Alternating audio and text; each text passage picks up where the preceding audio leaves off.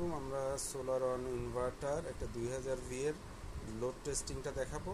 আমরা এই মুহূর্তে এখান থেকে এসি লাইন বন্ধ করে দিব। দেখবেন উপরে এসি লাইনটা বন্ধ হয়ে যাবে। আমাদের এটা সরাসরি প্যানেল থেকে চলছে। দেখেন প্যানেল থেকে আউটপুট যাচ্ছে, আর যতটুকু প্যানেল যদি দিতে না পারে তাহলে বাকিটুকু ব্যাটারি থেকে নেবে। এই অবস্থা আমরা আগে দেখি আমাদের লোড কত দেওয়া আছে।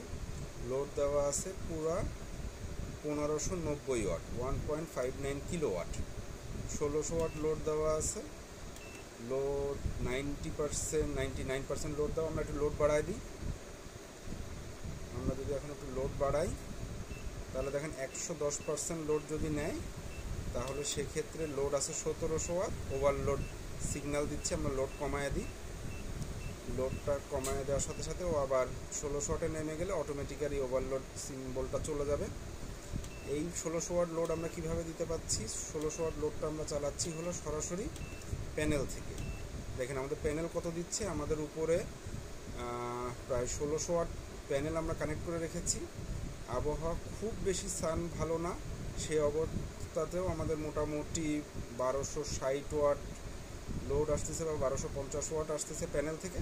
বাকিটুকু সে ব্যাটারির থেকে দিয়ে সার্ভিস দিচ্ছে। সো এটা আপনার বিদ্যুৎ বিল সাশ্রয়ের জন্য অত্যন্ত সুন্দর একটা ইনভার্টার হবে বলে আশা করি।